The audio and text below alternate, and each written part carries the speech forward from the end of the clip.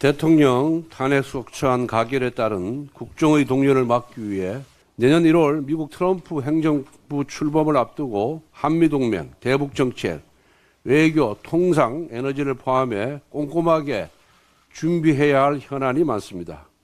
중요한 국정 현안들을 차질 없이 추진할 수 있도록 공직자들이 흔들림 없는 행정을 당부하겠습니다. 앞으로도 국민의힘은 집권 여당으로서 긴밀한 당정 소통을 통해 한치의 국정 공백도 발생하지 않도록 노력해 나가겠습니다. 민주당이 헌법재판관 국회 추천목 3인을 올해 안에 임명하겠다고 공언했습니다.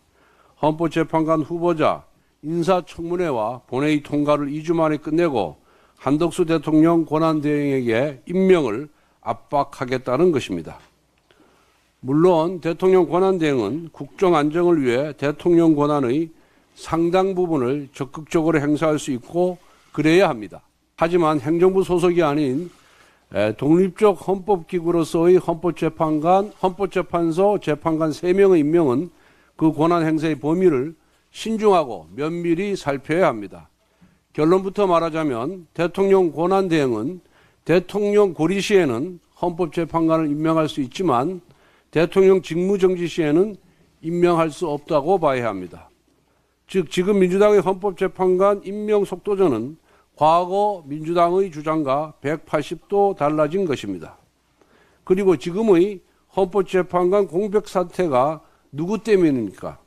바로 민주당 때문입니다. 지난 2달간 민주당은 국무위원과 검사에 대한 탄핵안을 남발하면서도 헌법재판관 임명만큼은 비협조적으로 나오면서 국정마비를 유도했습니다. 국민의힘이 여야목 한 명씩만이라도 먼저 추천해서 임명하자고 했는데도 민주당은 협상을 거부했습니다. 자신들이 탄핵한 장관, 방통위원장, 검사들의 직무정지를 장기화시키기 위한 목적이 아니었습니까? 그런데 대통령 탄핵 소추안이 국회를 통과하자마자 자신들이 과거 주장과 정반대되는 행위까지 불사하면서 헌법재판관 임명에 몰두하고 있습니다. 도대체 민주당은 무엇 때문에 정치를 하는 것입니까? 탄핵하려고 정치하는 것입니까?